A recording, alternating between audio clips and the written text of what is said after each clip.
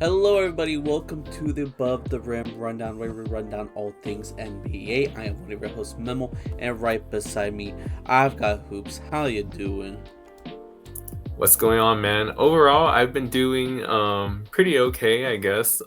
Just um busy work life recently and getting through the life routine. And obviously, we're getting pretty close to the start of the season Oh now, yeah. so at least that's a positive there, right? But overall, I've been getting through in life. How you doing, man? Same here. Just the same old routine. I have started working out again. Like I've been so stressed, and there's been like so much work that I have to do with school and work itself. That like I've been kind of skipping the gym for a few weeks now, but I went back this week, and it feels good. I did a couple light workout, nothing too crazy, and I'm still I still feel sore, but I also feel stronger. So that's nice, I guess. Um, but yeah, as you mentioned, we're almost here. We're almost you know back to regular season basketball. It's starting next week, which is exciting. In a few days, actually. By the time that this episode's released, because when does this start? Tuesday. Tuesday, yeah. So by the day the episode release, it's literally going to be the day The after day season start. after, right? So, what we usually like to do before the season starts is do our super early predictions for uh the end of the season awards. Um, I don't know how accurate we have been. Like, I don't know our track record. I kind of want to look into that. But I don't think I've gotten many right unless it's like super obvious. Like, I know, the first time we did this, um, I predicted Victor Wembanyama was gonna be Rookie of the Year, so that was obviously gonna happen. But there were stuff that I was like totally wrong about. So we'll see if our predictions today end up being correct at all. End up aging well. We'll see. We'll see. Was it easy or hard for you to make all these predictions today? I would say some easier than others, and some of them were definitely a little bit more tricky to make for sure. But at the end of the day, I just had to go with my gut on some of these. But yeah, I would say some were not that hard, some were a bit more tricky. Yeah, same here. Like, for sure. Like, there's some categories like I have no idea what to pick, either because like the competition is like too crazy, or like there is a lack of competition. Like, there's like no clear front runner. Uh, so yeah, it's definitely hard to pick. I'm I'm looking at my predictions from last year. I just pulled it up. I said Taylor Jenkins was gonna win Coach of the Year, and he ended up getting fired. That's that's embarrassing. That's funny. Though to be fair though, no one would have expected that to happen. So I feel like at the time of the video, it wasn't a bad prediction because we all thought that the Grizzlies could have been that team that made like a huge jump, especially knowing the previous year they weren't very good due to Ja being out the majority of the season. So like yeah, it is funny how things aged, but at the time of the video, I wouldn't say it was all that bad of a prediction. Yeah. At least we both predicted the finals winner correct, which is the Thunder. So we were able to Yeah, get that. You said Thunder over Celtics in seven. You were actually kind of close because it was Thunder versus Pacers, but it took 7 games. So you were true. like very Yeah, close there. You just got the wrong Eastern team, which yeah, nobody would have predicted Pacers at that time. But yeah. No one would have predicted that. yeah, it's funny looking at it right now. My takes back then. Malik Monk was my sixth man of the year prediction, and he ended up starting most games. Okay, well, let's move on to this year. So we are gonna go over the major awards and our finals winner prediction, and we will start off with Coach of the Year. We're gonna start off with the boring award, and then we'll spice things up as we go. So, uh, we haven't revealed it to each other yet. We're gonna reveal it to each other now. So we'll see our predictions for the very first time, or each other's predictions for the very first time. Um, okay, interesting choice. My God. Yeah, Okay, completely different names. completely different. So, uh, should we mention our honorable mentions first, or should we just go right into mentioning our main prediction? I would say maybe honorable mentions first, and then go to final pick, I guess. Um, I can start. So for my honorable mentions, I got Ime Udoka and Mike Brown. So starting with Ime Udoka, I put him down just because like Rockets, obviously like last year they were a pretty surprising 2 seed for a team that didn't even make the playoffs the previous year. Um, Possible maybe they could be the 2 seed again this year, or maybe they take a slight step back but still do really good.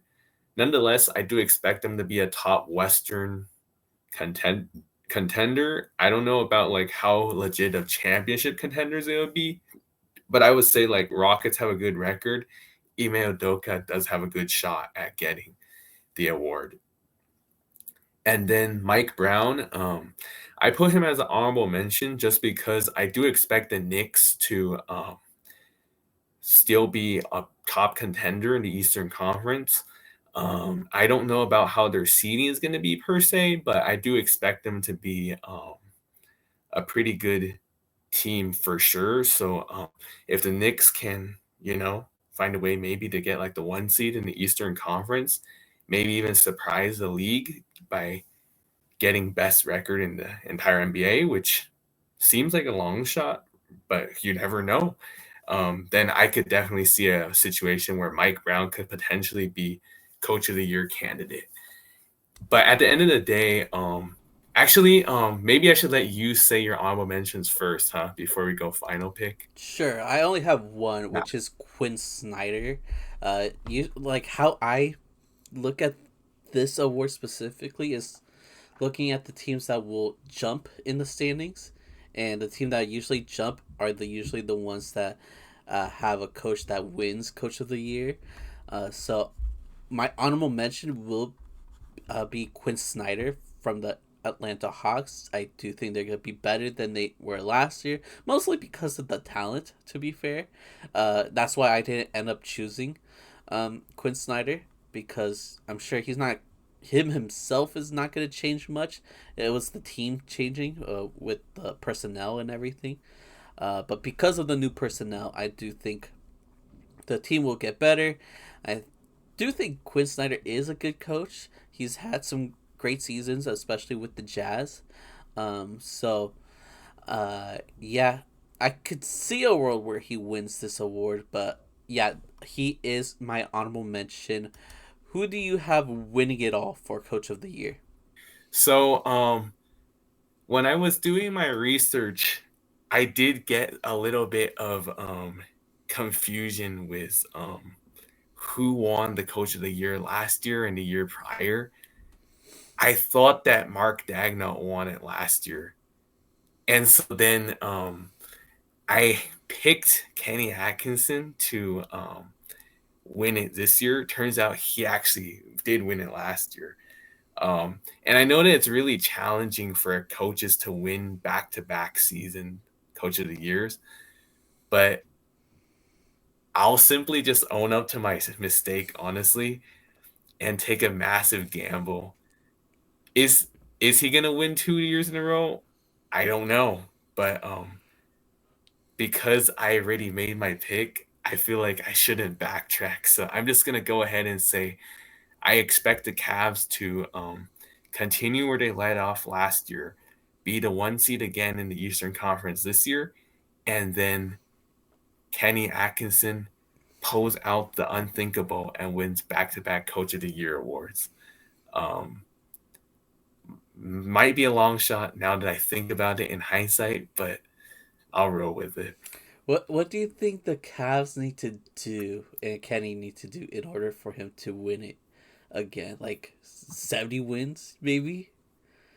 I was almost gonna say like whatever they were on pace to win when they had that really fast start last year. They did If have he, like a crazy or what's the word um they were on pace to, I think, break the Warriors record. I think that was it. oh yeah, um, yeah, Then I know then they you were would like have on to give it to Kenny at that point, right? right at that point. You would have to.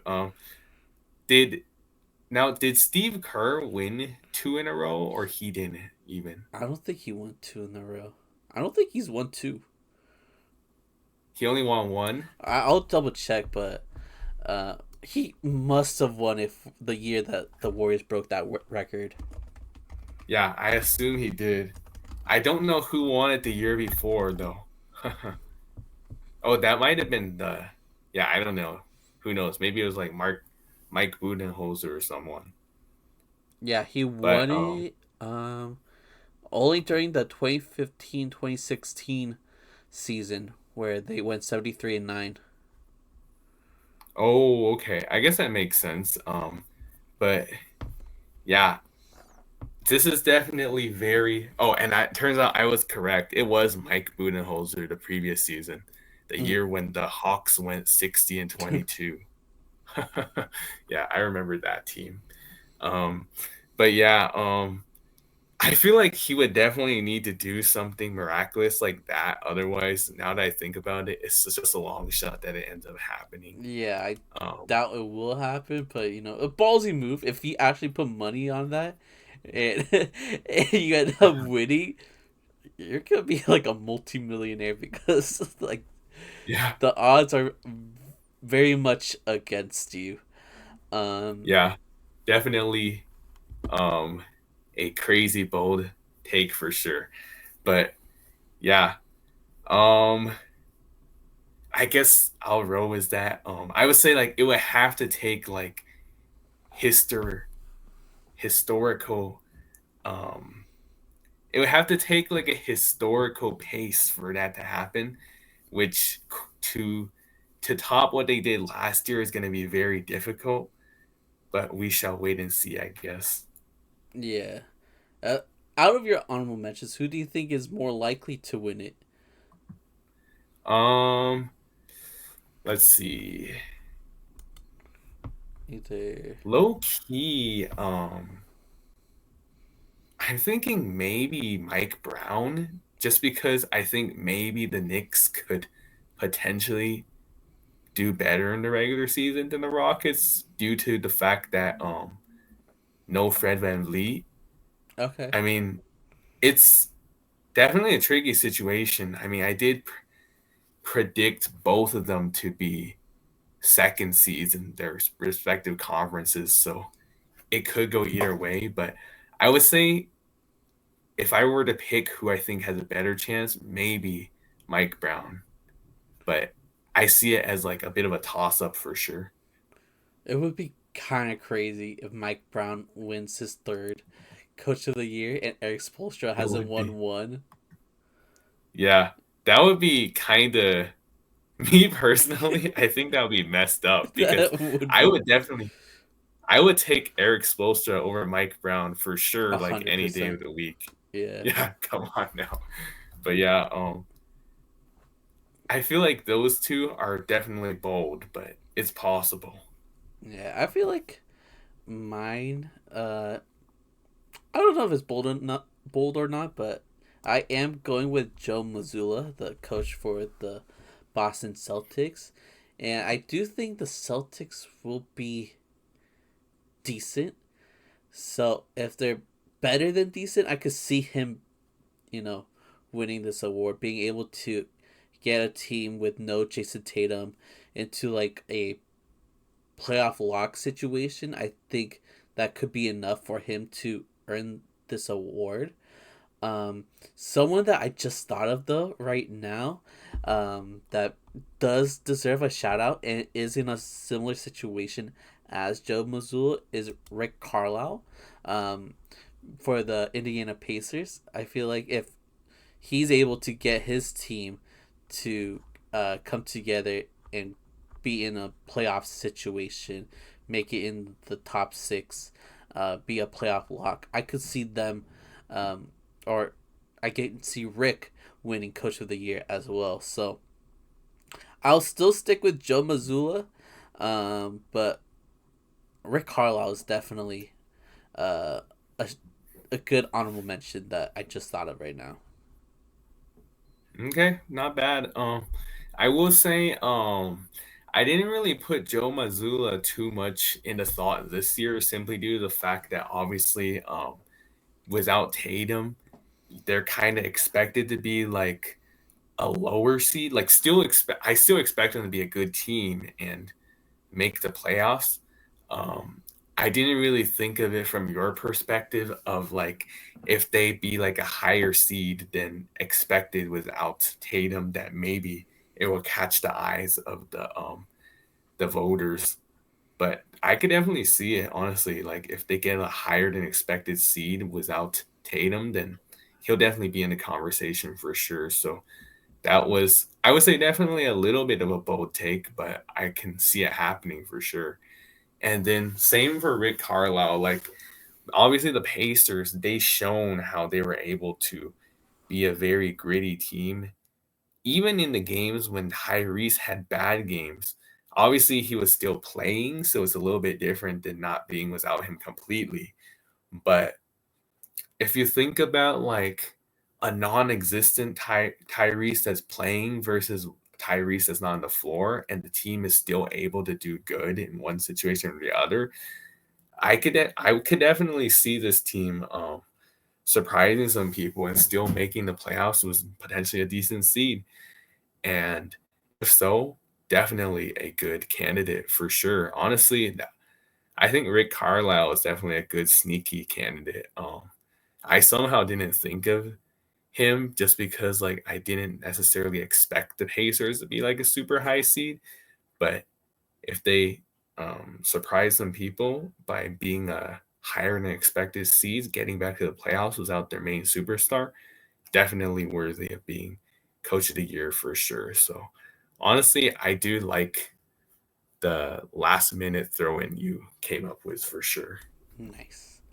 Nice. So I guess that's enough coach talk. We spent like what 15 minutes on just the coaches alone, the most boring award. Let's jump into something a little juicier, even though I feel like this one's very easy to predict, so we might not talk a lot about this one, Yeah. but we still got to talk about it, and that's Rookie of the Year.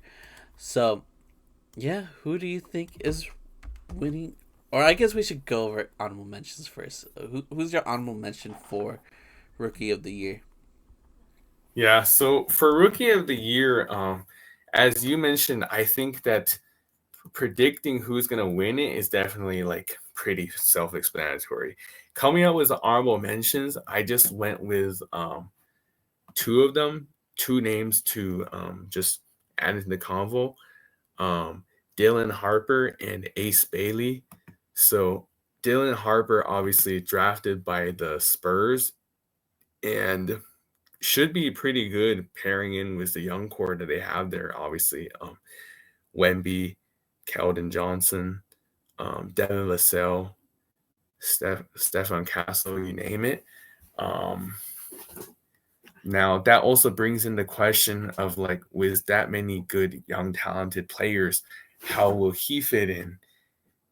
At the moment, we don't know exactly. I do expect him to be a really good player though, so I just threw him in as an honorable mention. Another one, Ace Bailey. So obviously, so Ace Bailey got drafted by the Jazz. Obviously, when he was entering the draft, he was listing like specific cities that he didn't want to play for, and Utah happened to be one of them. So definitely interesting there. But I do expect him to be a really good player in this league for years to come, for sure. And potentially, like obviously, Jazz is a rebuilding team now, not expected to do much down the road. If they can build up their core from scratch, they could potentially be one of those up and coming young teams that eventually become pretty good in this league. So we'll see how that goes there. I think Ace Bailey will certainly be a good player going forward. Um, but how about you? Would you like to mention your honorable mentions before we go to the final pick? Yeah, I didn't really put a lot of thought into my honorable mention, but I did put Ace Bailey. I think he's the one that has impressed me the most, other than my pick. He just seems like he's ready for the NBA and could be like a pretty good scorer. But let's not waste our time here. We all know who's gonna be Rookie of the Year, and that's Cooper Flag. He's been hyped up for so long. A lot of comparisons to Kawhi being able to be great on both ends of the floor. Um, like his defense is very impressive at his age, but he's also a great scorer. Can rebound. Will likely be doing some playmaking. So yeah, and he has a very interesting situation being at Dallas because Dallas is predicted to be uh, in the playoffs, whether it's through the play-in or uh, making it to the sixth seed. There are some expectations for this team, so it'll be interesting to see if Cooper Flag can help reach those expectations or surpass them. Um, that's that's what I'm looking at for him this season. But yeah, like we could, you know, give him the award now because, I highly doubt there will be another player that will challenge him for Rookie of the Year. I guess I could be wrong. I'm not an expert when it comes to like college basketball, so I'm learning as I go with these rookies every year. But from what I've seen, from what I've heard, it seems like it gotta be Cooper Flag.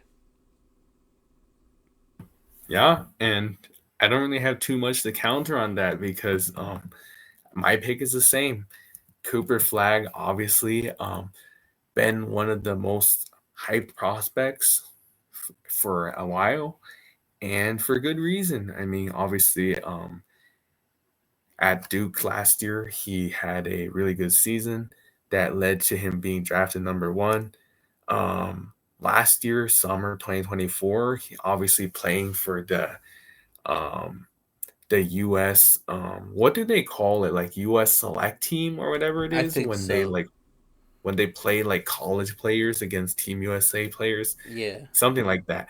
Obviously, he played during the camp against the Rio Team USA international team and was impressing. So, and that was before he was in the league. So, definitely it shows a lot there.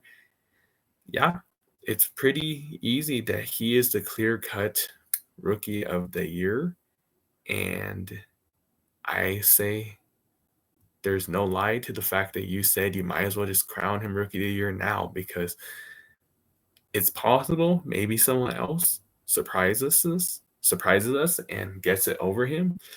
But until that happens, it's just too obvious of a pick. Cooper Flag easily the rookie of the year for 2025, 2026. yeah, that one's easy. We could leave that there and move on to the sixth man of the year, which this one, this one was tough for me. I can't lie. I really had a hard Yeah, time with this one. Um, but yeah, let's reveal our yeah. This one was predictions. definitely a more challenging one for sure. Um, Okay. and we have revealed them. So I do see a similar name Mm-hmm. and then a few different names. I can go ahead by first mentioning my honorable mentions. So First honorable mention I listed was DeAndre Hunter. Obviously, last year at the deadline, he was traded from the Hawks to the Cavs, and he was a pretty good key piece for the Cavs. Obviously, he had a little bit of a slow start to his career after being the number 4 overall pick in 2019, and then he was originally the Lakers pick that they traded to the Pelicans, and the Pelicans traded to the Hawks. And last season, he ended up being pretty good, decent piece for the Cavs after the trade. So I could definitely see him making a jump. We shall see there. Next honorable mention, Dante DiVincenzo, which I believe we both predicted him to win the Sixth Man of the Year last year, I or don't like think definitely in the I did. I think conversation. you did. You did. I predicted Malik Monk. Oh yeah, that's right. We both predicted him to be in the conversation last year. Didn't necessarily turn out the way we thought of. He still had a good season, but not quite Sixth Man of the Year. Um, I can potentially see it this year for sure. I do expect him to be a key contributor to once again contending Minnesota Timberwolves team, but I see that it's definitely a little bit of a um, uncertainty for sure. Knowing like last year we expected him to be one of the key competitors for the award, and he didn't really quite live up to it. But I can see him making a jump for sure. Next honorable mention, Anthony Simons. Obviously traded from Trailblazers to Celtics as a potential void filler during the time of the absence for Jason Tatum. I can definitely see Anthony making a good impact for the team for sure. Um, Obviously, in the past, a lot of our experience said that he may be like a bad team, good stats guy. Well, now it's his time to try to prove otherwise. So we shall see if he's able to do just that. But yeah, those would be my 3 honorable mentions. Would you like to mention any honorable mentions before we go to our final pick? Yeah, my honorable mention is a former Sixth Man of the Year, which is Nas Reed. Um, it was hard for me to pick this like award, so it was so like he ended up only being my single honorable mention because I knew for a fact that he will be on the bench. Some of the names that you mentioned, like I'm not entirely sure if they will be um, starting or not. Like, what if Anthony Simons? Maybe not, but he might be starting alongside like Derek White to keep like Peyton Pritchard uh, on the bench maybe, but I could also see him starting. So that there's Yeah, question I'm not marks sure. there. Dante DiVincenzo, if like Mike Conley is just not working out because he's getting older, maybe he'll be starting. So I have like a lot of question marks. While like Nas Reed, I know for sure will be coming off the bench, and he you know is great at his role off the bench. Great scorer for a big man. So he's my honorable mention. Um, and I guess spoiler alert, that's your answer, right? We could reveal the answers. Uh, you went with Yeah. So ultimately, for my final pick for Sixth Man of the Year, I went with Nas Reed. And simply put, I didn't even consider the fact that he won it in the past. I just believe that he will make a very good impact for the Timberwolves, who I do expect once again to be a key contender in the Western Conference. Um, don't know if they're going to take a step back or not, but I do expect them to still be a top contender for sure. And I do expect Nas Reed to continue to do Nas Reed things, and that being a very good a stretch big that can play both sides of the floor and at a very decent rate. Um, I expect him to continue to do things at the way that he masters and be the Nas Reed that we know of. And so I see him taking another Six Man of the Year award. All right. Um, yeah, Uh, so have at it. yeah, thank you. So, uh, yeah, you chose Nas Reed. I went with Ty Jerome, even though he is another one where I'm like, is he maybe possibly starting? Yeah, Because yeah, Desmond Bain is no longer on the team, so yeah. I was gonna say to fill in the Ty Jerome shooting guard on a spot, new team now. yeah, to fill in the shooting guard spot, it's either gonna be him or Contavious Caldwell Pope. I think it'll be KCP starting. That's my prediction because he's been a starter in the league for a while, and Ty Jerome did phenomenal off the bench last year with the Cavs. I'm sure the Cavs would have loved to keep him. That would have been a good idea in my opinion. But not, he's with the Grizzlies now. Easily, yeah. And yeah, if he's coming off the bench, I could see him winning it. He almost won it last year. So yeah, that's my pick, but I'm not even like that confident with my pick, honestly. Um, this one's hard for sure. This one's hard to predict. I was looking at the FanDuel odds, and you mentioned some of the players already, like DeAndre Hunter. I forgot his name for a second. Nas Reed. Josh Hart is in the running. I thought that was an interesting pick because Oh yeah. wouldn't he be starting? Doesn't he start That alongside that's Brunson? what that's what I thought, but I don't know for I thought he was starting too, I thought he honestly. was. Let me double check that. I guess I didn't watch enough I know Knicks that games last year, but if I we're was yeah, so sure he was if we're starting. if we're talking about like Knicks six-man candidates, I know that Jordan Clarkson maybe could be one. Or like Yeah, he's not the same as he was when he did win that award years ago, but yeah, that's true. that's possible. But yeah, that one I thought was very interesting. Josh Hart. I actually really want to look into that right now. Josh Hart. Yeah. I thought he was starting too, honestly. Yeah, yeah. Like, very confused about that. Um, yeah, he started every single game last year. He played 77 games and started all of them. Oh wow, so they So, expect him to come off the bench this year? why?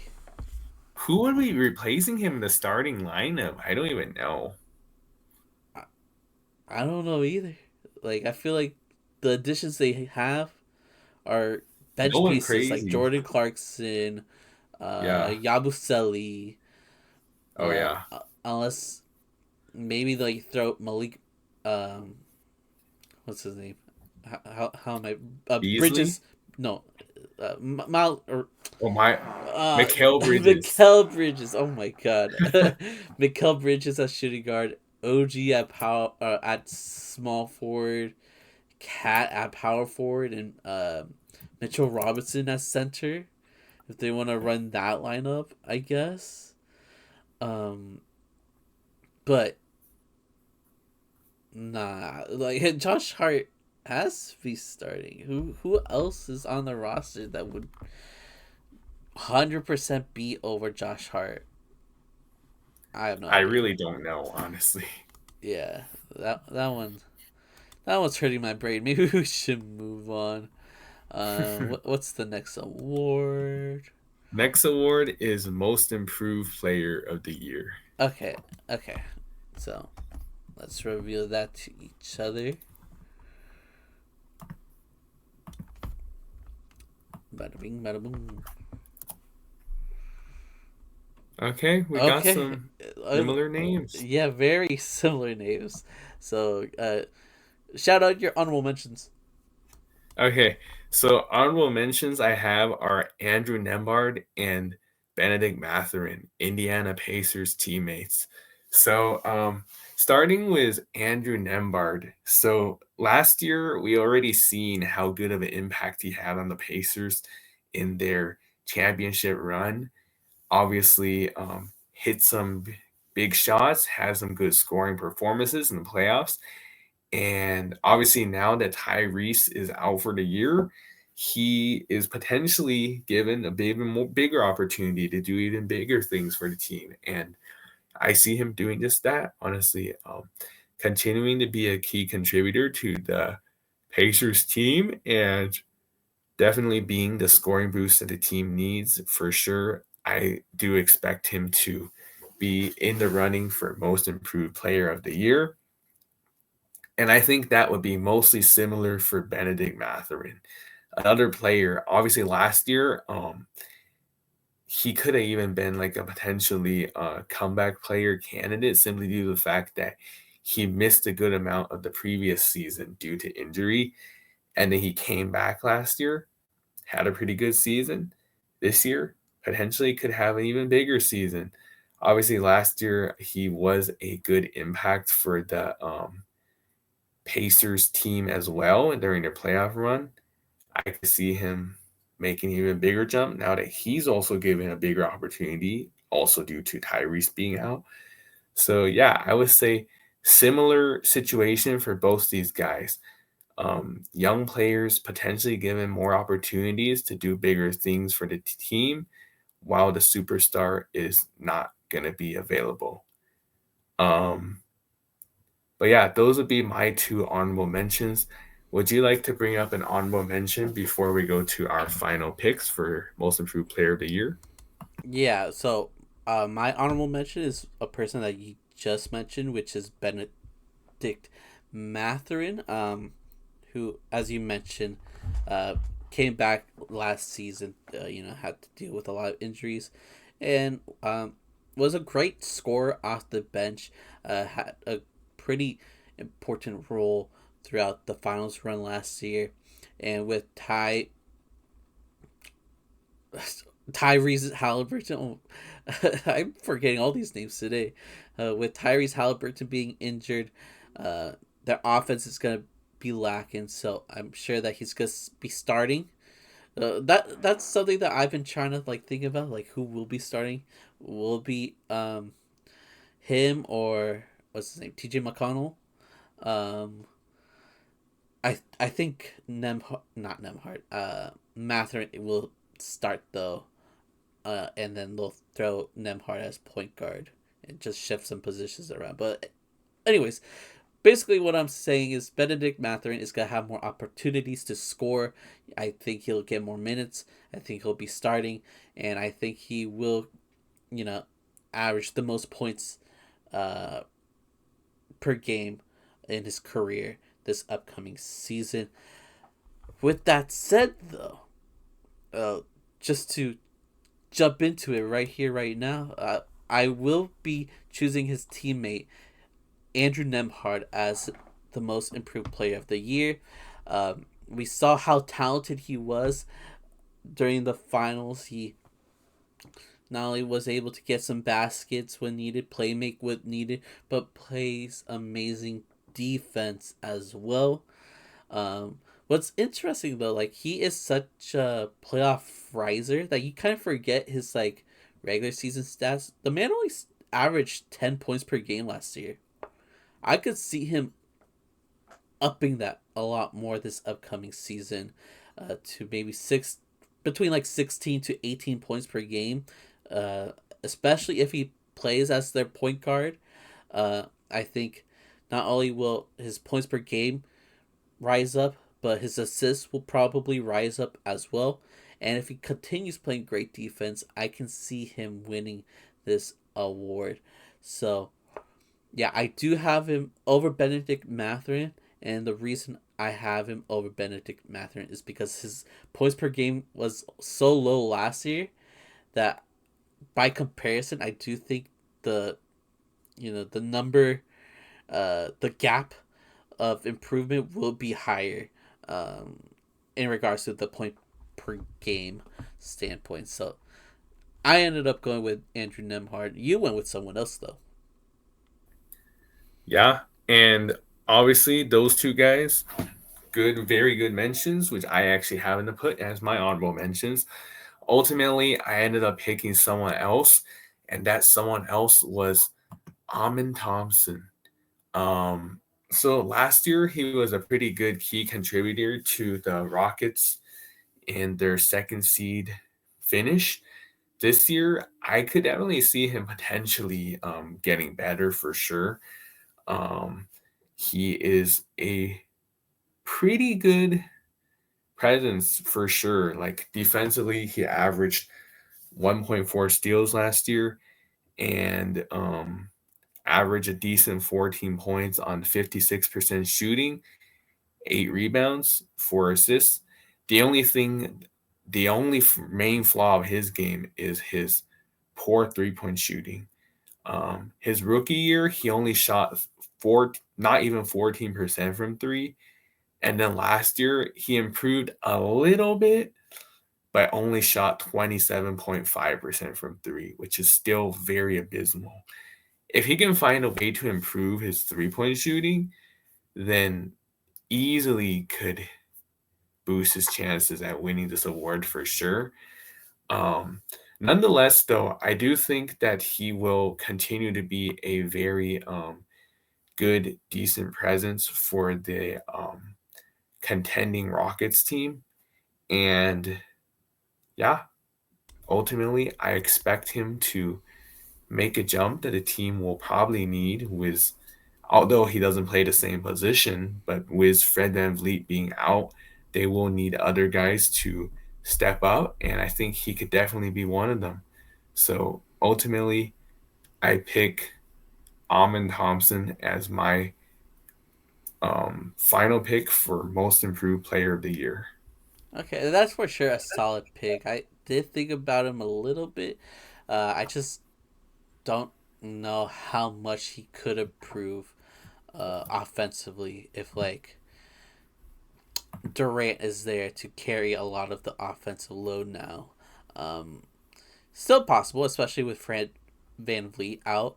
And if he's able to play make a lot more, if he could improve on that aspect, there's a world where he could win this award for sure. So I guess we can move on to the next award, which is Clutch Player of the Year. I'm gonna pull that up. Okay, this one was, I'm not super confident with my pick, but I have a pick. Yeah, I thought this one was definitely a little bit challenging for sure. Without further ado, we can have at it. Starting with honorable mentions per usual. So for my honorable mentions, I have last year's Clutch Player of the Year, Jalen Brunson, and Steph Curry. To to start, I was definitely thinking about potentially picking Jalen Brunson to do it again, but at the same time, like I don't know if the Knicks are gonna have like that many down to the wire performances or games again like last year to the point that they really need Jalen Brunson to continuously do those clutch plays. That's why I only listed him as an honorable mention instead of the final pick. However, I do expect him to still continue to be a clutch player and make clutch shots when needed. So definitely had to mention him as an honorable mention, the very least. Steph, always very clutch, at least in the regular season. We all know the stat how he's not necessarily the most clutch down to the wire in the playoffs. Um, but then again, like he knows when he knows that he has to perform in the moment, he tends to do it more often than not. And I can definitely see the Warriors being in a lot of close games this season. And if so, and he has the ball, it's definitely always a scary sighting. Um, that being said, I think that due to a little bit of the uncertainty of like how exactly the Warriors are going to perform, I don't know if like they will necessarily need him to. Actually, honestly, I'm gonna backtrack on that. I think that they will be in a lot of close situations, and that will leave Steph with a very good um, chance of potentially winning it. Ultimately, I pick someone else. But before I do so, would you like to mention your honorable mention? Sure. So, my honorable mention is also Steph Curry. He's won this award before. Um, I could definitely see the Warriors be in like a lot of close game situations. I don't think too highly about this team. I do think they're gonna have to fight throughout the entire season, throughout every single game, in order to make the playoffs. Um, so because of that, I could see them being in a lot of clutch time um, situations and Steph carrying them to the win. Um, so yeah, Steph is my honorable mention. But should we reveal our predictions, our winner predictions? Yeah, I think we can go ahead and do that. I guess I can start by saying my prediction first. So I ended up picking Anthony Edwards, and I remember you picked him as your prediction last year.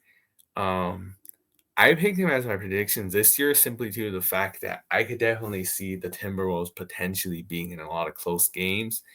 And if so, I do see Ant making some key plays at the right time and potentially helping the team get over the top and win some very crucial games. So we all know that Ant is one of the top up and coming young players in the league right now. I think that if they have moments needed like that in close games, Ant will find a way to deliver. So ultimately, that would be the reason why I pick Anthony Edwards as my final pick for Clutch Player of the Year.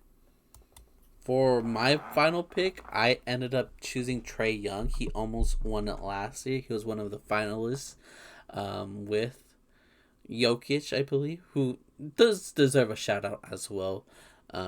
But yeah, I am going with Trey Young. He hit, I believe, a couple clutch game winners last year. And although I do see the Hawks improving a lot this upcoming season, I do see them being a higher seed. It's the Hawks at the end of the day, so I could also see them in these like crunch time scenarios where, uh, it's down to the wire, and how that team is set up is like the only person you want with the ball in that situation is Trey Young, so yeah, that's who I'm gonna go with. Trey Young as my clutch player of the year. But yeah, I do like your Anthony Edwards pick for sure. I chose him last year. You do you remember who you chose last year for this award? Um, did I pick Luca? You did pick Luca, and Yeah, in both of our honorable mentions, we picked Jalen Brunson, which who ended up winning the yeah. award. I think I do remember we put him in the honorable mentions last year. Um, but yeah, honestly, Trey Young is not a bad pick. I could definitely see the Hawks being in a lot of very close games, and if so, I could see him delivering because, as you mentioned, he was a finalist last year. I could see him making the jump to potentially taking the award this year. Yeah, all right, sounds good. Now let's jump to defensive player of the year. This one was easy. Um, Yeah, yeah, it was pretty easy. I have a handful of honorable mentions I can like super fire, go over, but the I did mention the a lot also. the winner is very obvious to me. And oh I my, see we exactly same list, exact winner and honorable same mentions. list. We're locked in. Okay, I Nice. guess reveal our honorable mentions list for us. Yeah. So for both of us, honorable mentions, we have Evan Mobley, Chet Holmgren, and Anthony Davis. Um, I guess I can just start by saying why I listed the guys. Okay. So Evan Mobley obviously last year had a very good season for the Cavs, who finished one seed at 64-18 record, and he ended up making the All Star And one of the key reasons was his defense. Elite shot blocker, great at rebounding, and not I see him continuing where he left off. So definitely worthy honorable mention for Defensive Player of the Year. Next candidate, Chet Holmgren. He had a pretty good season last year too. Obviously, he was hurt for a little bit and had to sit out for a little bit. But when he came back, there was practically no looking back. He key piece, starting center for the championship team, and elite shot blocker, pretty decent offense, and good rebounding too. So yeah, I could definitely see him potentially being defensive player of the year for sure. And the final defensive player honorable mention, Anthony Davis.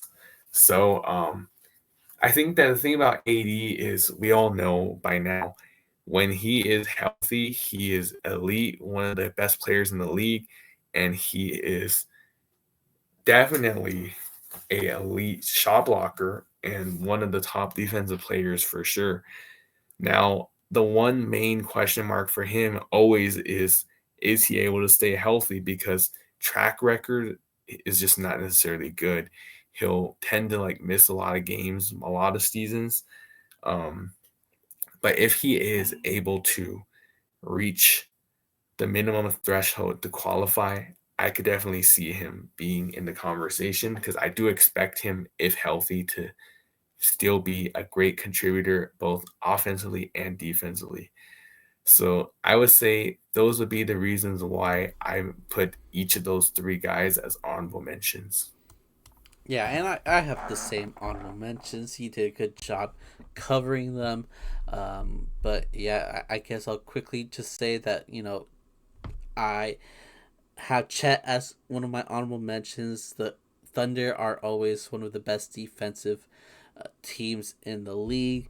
And with Chet, being the centerpiece of it all, being the shot blocker of the team, I could see him winning it. I could see Evan Mobley winning it. I think it's possible. Like the with like defensive player of the years winning it back to back. I think that's happened before. I Um, think so, but I don't remember who though. did Giannis win it back to back, or does he only have one? He might only have one. Maybe Did one. Kawhi win it back to back? Did Dwight Howard? I don't know. I would Dwight might have. I Dwight don't know. Dwight might have. Either way, I could see him winning it back to back as well. Evan Mobley is one of the best defensive players in the league. He's a big man, but he could straight up guard 1 through 5 if needed. Um, and the Cavs will be a decent defensive team next year. So yeah, Mobley is an honorable mention, and then Anthony Davis. This is more of a. I just want to speak it into existence. This man should have a defensive player of the year. He's been robbed so many times throughout his career. Give this man the award, please, please. But yeah, that might be tough because if this man is healthy all season, he's gonna win defensive player of the year. And our picks for defensive player of the year is Victor Wembanyama. He's a beast. He's an alien. Like the he averaged like almost 4 blocks a game his rookie year. It's like who knows what kind of like crazy stat lines he's gonna come with next year. Will he have like a quadruple double with like 10 steals, 10 blocks in a game? Is is that gonna happen? Is he gonna have like a 15 block game? This is outrageous stuff I'm talking about, but it's Victor Wembanyama. You never know. You never know. And he was trading this past season with two great defensive player of the years, Kevin Garnett and Hakeem Olajuwon. He's probably gonna win it this year if he's healthy. Yeah, I agree. He was having like historical numbers, like with his with his height, I guess you can say maybe not that shocking. That doesn't make it any less impressive. I mean, he averaged like what, 3-4 blocks in like a few games, right? Something like that. Um, Nonetheless, I expect him to continue to do those godly numbers, and if so, it's going to be very tough to give it to anyone else. So I think that the only thing that Wemby needs to do is stay healthy, and if he does, it is his to lose, honestly. Um, but honestly, yeah, I think that's a pretty self-explanatory, easy pick for sure. It just mainly depends on his health. Speaking of which, I did quickly take a look at like repeat defensive player in the years, and it looks like there were actually quite a few. Um, I guess I can just quickly list a few. So dating back to, I guess, 82, 83 was the first year they gave the award. That might have been it. So matter of fact, if that was the first year, it started off with a back-to-back defensive player of the year. So first one was Sidney Moncrief, played for the Bucks. He won back-to-back. And then Dennis Rodman won back-to-back. And then Hakeem Olajuwon won back-to-back. Um, Dikembe Mutombo won back-to-back, including he also won 3 out of 4 years. So he had 1 year, he won one, then Gary Payton won one, and then Dikembe won two more. After that, Alonzo Mourning won back-to-back, and then Dikembe won again after that. And then right after that, Ben Wallace wins back-to-back. After Ben Wallace, Ron Artest smack in the middle, and then Ben Wallace wins two more, another back-to-back. So we were right on Dwight Howard, but not only did he win two in a row, he won three in a row. 08, 09, 9-10, and 10-11. Kawhi did win back-to-back as well, 14-15 and 15-16. And then the last player to win back-to-back was Rudy Gobert, 17-18 and 18-19. So now we know that quite a few players have won back-to-back It, Defensive Player of the Year awards. it, So it's pretty common, I guess. So yeah, maybe I guess Mobley it will win is. it next He season. might, Yeah, honestly. we'll see. We'll see. But yeah, that's good to know. Let's jump into the biggest award of the day. That is the MVP. I don't know if my pick is a hot take, but I'm going with it anyways. So I'm gonna reveal right now. We shall find out. Okay, Oh, okay. okay. uh, you want to start off with the honorable mentions? Yeah. Honorable mentions, I have reigning MVP Shea Gilgeous-Alexander and Anthony Edwards. So I'll start by saying why. So Shea, I think that after seeing how good of a season he had last year, he potentially could win it again for sure. Um, I think that the fact that OKC is expected to be a top contender and practically more than likely the number one seed again, that will definitely help his chances for sure as well. So if he can repeat last year's performance and OKC repeats that success, I can for sure see SGA potentially winning it back to back, maybe. Um, Another player that I listed at honorable mention was Anthony Edwards.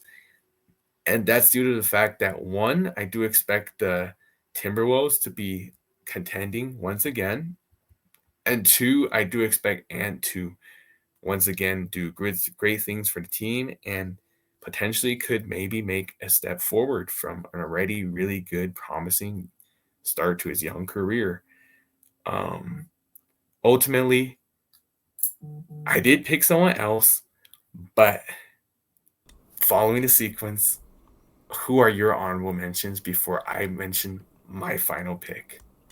Yeah, you got some good picks there for your honorable mentions. I actually didn't mention either of them, including SGA who just won it.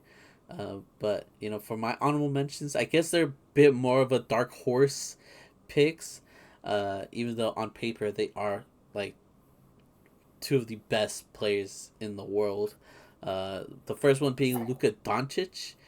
Um, you know, it's the Lakers bias in me. It's the Luka bias in me, but I don't care. He's gonna win it one day. Maybe it'll be this upcoming season. A lot I has to hope so. go well for the Lakers next season in order for him to win it.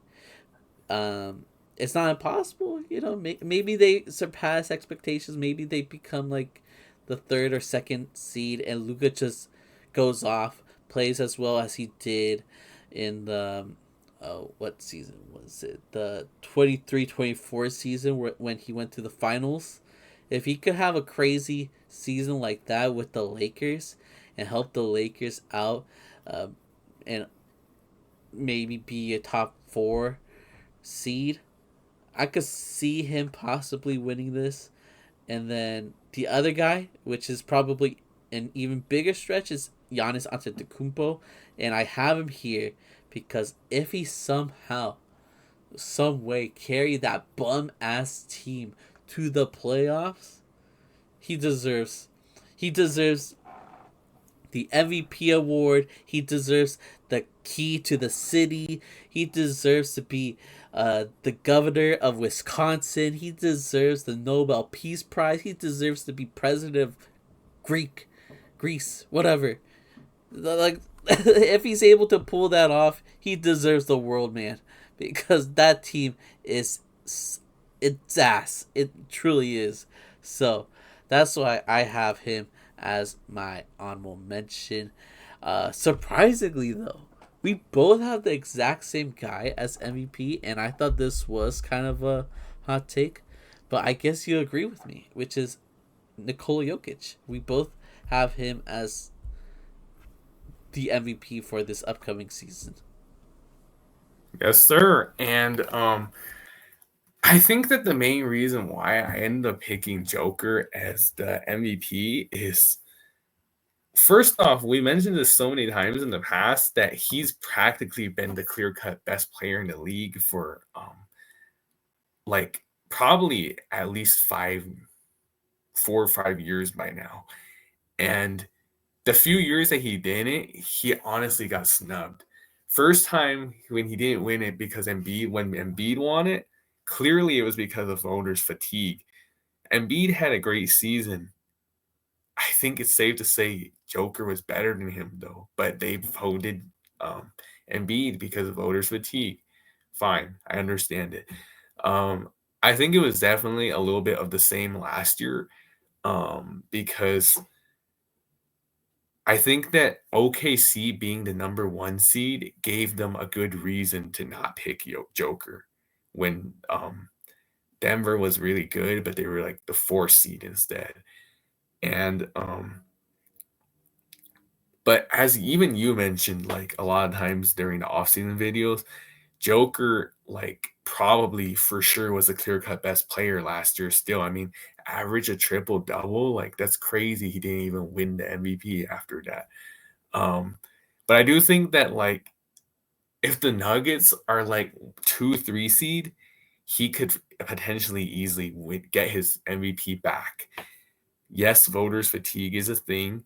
Maybe they'll try to come up with another player that can take it away from him if their team ends up um, doing major strides. But I think that Joker can do just enough to practically force the vote scatters that they have to vote for him, because like it would be like criminal if they snubbed him again, I think. So yeah, definitely a little bit of a bold take from both of us, but best player in the league, I think it's only right he wins this award, even if it is a damn voters fatigue, because I know that's a true thing, but Mm-hmm. clearly the best player in the league. I Yeah. see it that way. What it's clear as night, or it's so clear. It's so clear that he is the best player in the world. Should have won it last year. He averaged a damn 30-point triple double. How does the man not get the award when all of his stats like increased? Like he played better than like every single one of his MVP seasons. So I could see him averaging a triple double next year. I don't know if it'll be a 30-point triple double. I'm sure he's gonna get a bit more rest now that Jonas Valanciunas is in the lineup. Um, so maybe his numbers will go down a little bit, but I still think it'll be amazing, and he's gonna come through with these crazy stat lines once again. Um, I think the Nuggets are gonna be better than they were last year, so that's definitely definitely going to help their or gonna help his case. Um, and yeah, I do think it'll be interesting if he wins it because he'll be in very special company, winning 4 MVPs. LeBron has 4 MVPs. Does Jordan have more than 4 or just 4? Um, Does he have I 5? forgot honestly, but I I know wouldn't be shocked if he had more, but I think he might have 4. something I like think I gotta that. look it up, honestly. I know for sure Kareem has 6. Kareem has 6 MVPs, Yeah. which is insane. But yeah, there's not a lot of players that have 4 or more MVPs. There's Oh, quite a okay. few. MJ won 5 MVPs At 5, actually. okay, that's what I thought. Yeah. Okay. So he won 5, LeBron 4, Kareem 6, 4, 5, 6. If Jokic gets Yep. that Four, fourth five. one, he's in like GOAT Hey, conversations. he's joining Goat Company for sure if he does Yeah. that. And yeah, he arguably, as we mentioned, should have more due to those Yeah. robberies that happened. Yeah. True. True. Even though I do think Jokic stole Luca's MVP that one season, but well, we don't have to Yeah, talk about that. I could definitely see that one for sure. Because like I will say the first year that Joker won the MVP, he was very good. But I think that year he definitely got the benefit of the doubt of a lot of players being injured. Because remember he won it during the COVID year, Yeah. 2020, 2021, when everyone was getting injured. Um, so I think that he only got better from there, and he went from more of like the debatable MVP to like clear cut MVP gradually. Yeah. But yeah, point blank is I think that as long as Nuggets get better and he keeps doing his thing, he could have a very good case winning it this year. Yeah. Okay. So that's our prediction for the MVP. But we have one more prediction to make, and that is our prediction for who is winning the NBA championship next year. And you know what? I'm going with a maybe not a dark horse pick, but it might be somewhat of a hot take. Okay, let's see. Ooh, okay. Oh, So we went with a little bit of a different approach here in a way like yeah. I I forgot how said we did it last year. no, Um, technically we didn't like specify how we wanted to do it. So yeah, like it's fine. However way we did it is okay. So based on so just for context to the viewers, um what Memo did is he chose the team he thinks is going to win the championship, and then he listed some honorable mentions of teams he thinks are going to possibly be competitors to win it. What I did was I predicted who I think is going to win it over another team in how many games. I think that just to add to it a little bit, I'm going to mention a few teams that I think have a chance to win it, like as an improvisation. Um, so I think that teams that have a chance to win it this year, um, Knicks for sure. I mean, obviously with Boston, without Tatum for a good amount of the season, if not all of it, um, Knicks could potentially be the number one team in the Eastern Conference. And if they're able to go over the hump there, then I could potentially see them. Maybe this is their year. I mean, 2023, 2024, they were a really good team. Then Jalen Brunson got hurt and they fell short against the Pacers. Last year, fell short against the Pacers again, but it was in the conference finals. Maybe this is the year they make another jump, go to the finals. We shall see. But I can definitely see the Knicks potentially being a team that can potentially win it all this year. Um, I would say another honorable mention is the Cavs. We'll say one thing about the Cavs is they have very much been a regular season team that does not pan out in the playoffs in the Donovan Mitchell era. And so that comes the question, can you trust them in the playoffs? I don't know. But if they can prove us all wrong, I wouldn't be mad. I mean, I wouldn't mind seeing them win another championship. First one without LeBron. I mean, I think that'd be a cool story, low key. So um, I could see the Cavs possibly being a team that can win it all, taking advantage of a potentially, possibly lost season for the Celtics. Um, but I would say those would be my two like real honorable mentions. Ultimately, there's one specific team I think will win it. But before I do so, who are your honorable mentions? Yeah, so my honorable mentions, let's see. I have the Knicks as an honorable mention. I think they're gonna be great next year, but I don't really see them going to the finals at all. Like, if I were to pick two Eastern Conference teams, I'm gonna pick the Knicks to um, possibly make the finals, but I don't think they will because of the defense. I don't really believe in their defense. It wasn't that good last year. I don't think they made any improvements within the roster this year. So, yeah, the defense might be cooked if, you know, your center is Cat and your point guard is Brunson. So, the Knicks are going to be great. I just threw them in there, though, as an honorable mention. I will say the Cavs, I think, will make the finals. I think um, they will be the ones that will be able to make it there. I think they're actually going to lock in this time. And if everybody's healthy, I think they'll dominate throughout the Eastern Conference. I think the competition throughout the conference is not so good, so they might be able to take advantage of that.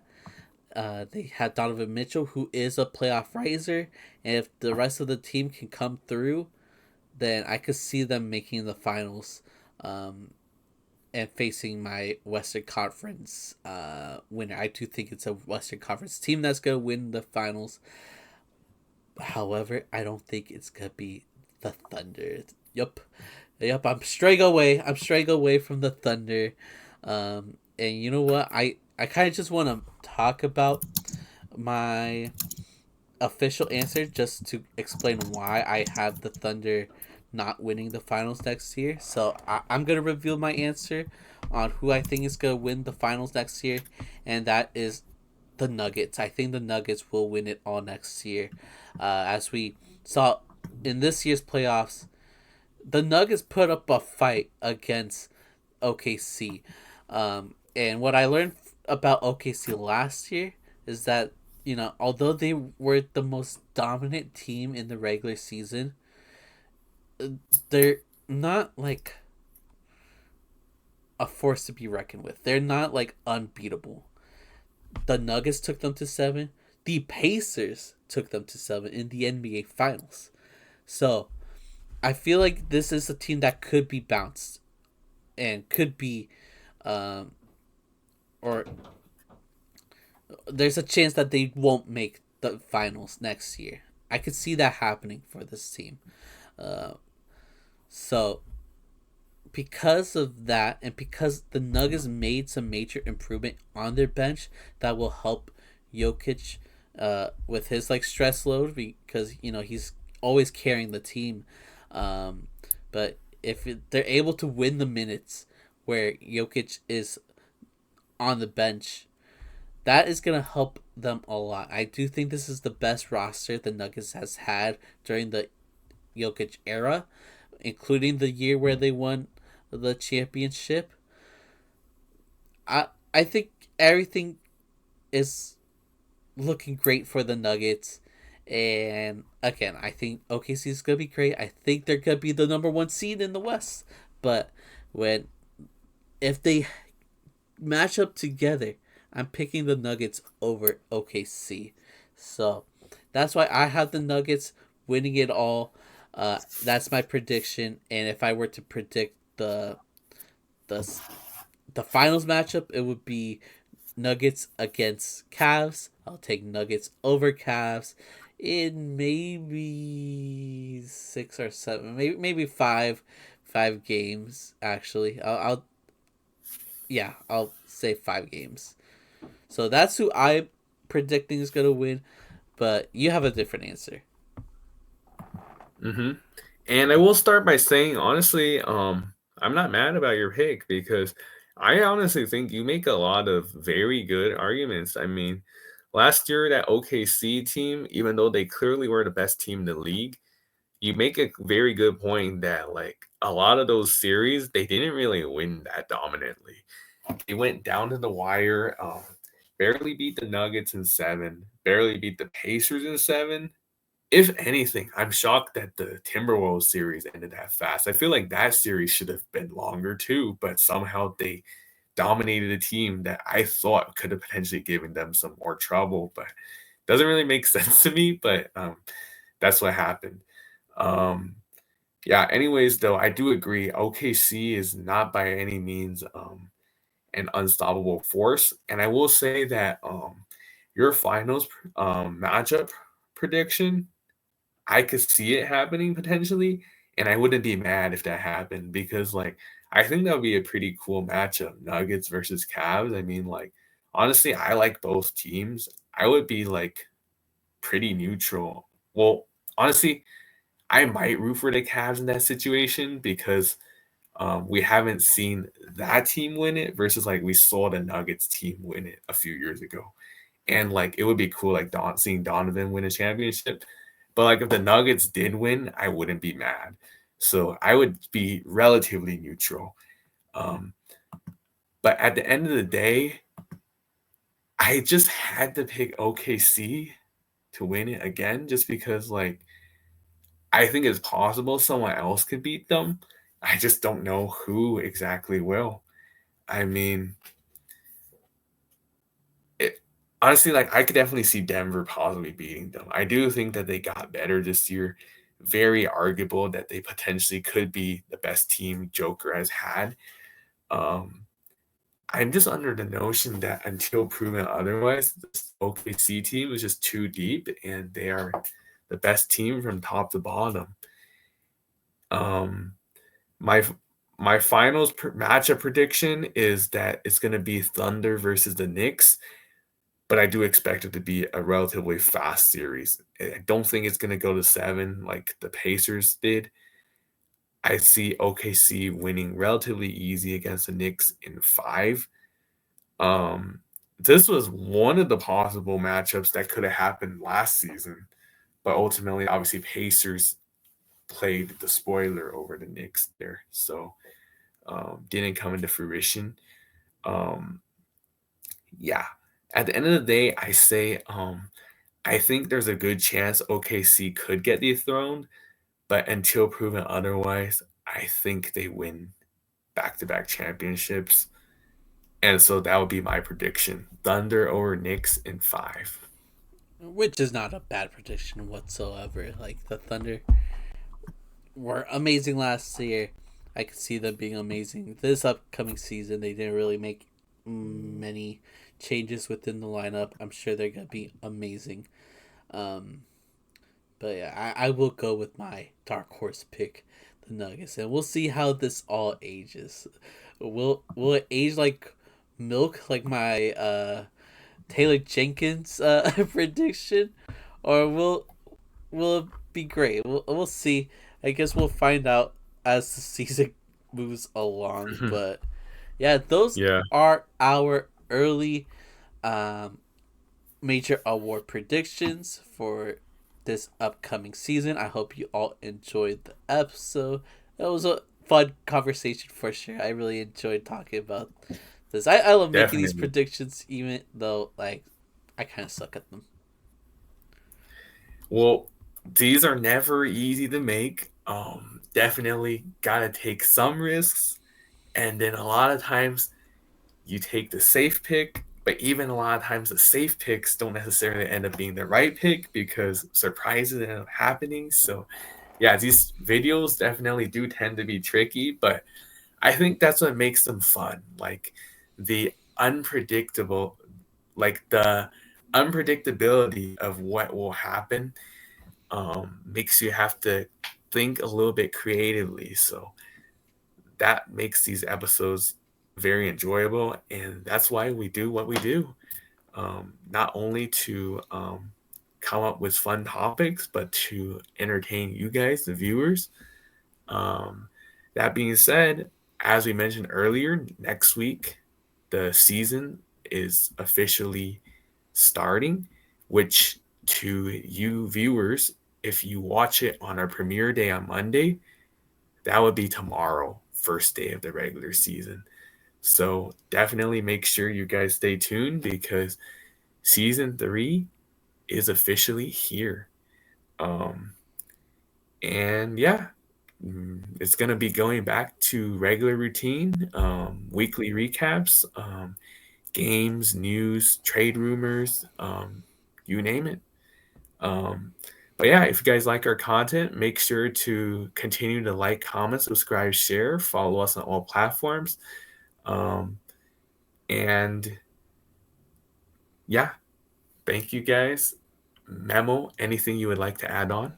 Yeah, check out the socials. If you're on YouTube, leave us a like, comment, subscribe. Even if you are on a uh podcast audio pod, damn, I can't speak. If you're on a podcast platform like Apple Podcasts, Spotify, leave us a 5-star rating and review. But yeah, I think we are done here. So thank you guys for watching. We'll see you all next week. Goodbye.